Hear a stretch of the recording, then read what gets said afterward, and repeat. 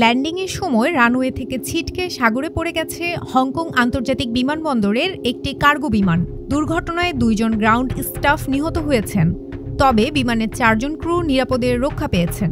এটি সাম্প্রতিক কয়েক বছরের মধ্যে হংকংয়ের অন্যতম ভয়াবহ বিমান দুর্ঘটনা হিসেবে বিবেচিত হচ্ছে।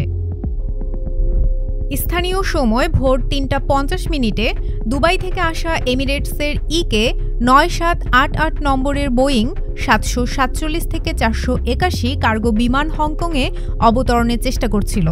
অবতরণের সময় বিমানটি রানওয়ে থেকে সরে গিয়ে বিমানবন্দরের একটি টহল গাড়ির সঙ্গে ধাক্কা খায়। এ ঘটনায় গাড়িতে থাকা 2 জন গ্রাউন্ড স্টাফ মারা যান।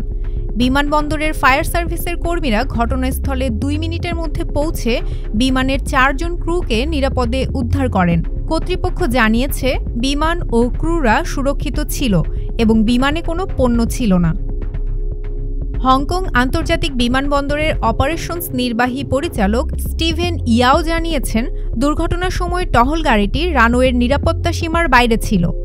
উড়োজাহাজটি ছিটকে গিয়ে গাড়ির সঙ্গে ধাক্কা খায় এবং সাগরে পড়ে। উদ্ধার অভিযান এখনও চলছে।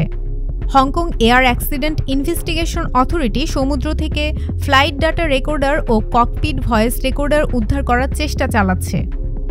এই দুর্ঘটনার কারণে রানওয়ে সারাদিন বন্ধ থাকবে, তবে বিমানবন্দরের বাকি 2টি রানওয়ে সচল রয়েছে। আজ অন্তত 11টি কার্গো ফ্লাইট বাতিল করা হয়েছে। বিমানবন্দর কর্তৃপক্ষ নিহতদের পরিবারের প্রতি সমবেদনা জানিয়েছে এবং ঘটনার তদন্ত শুরু করেছে।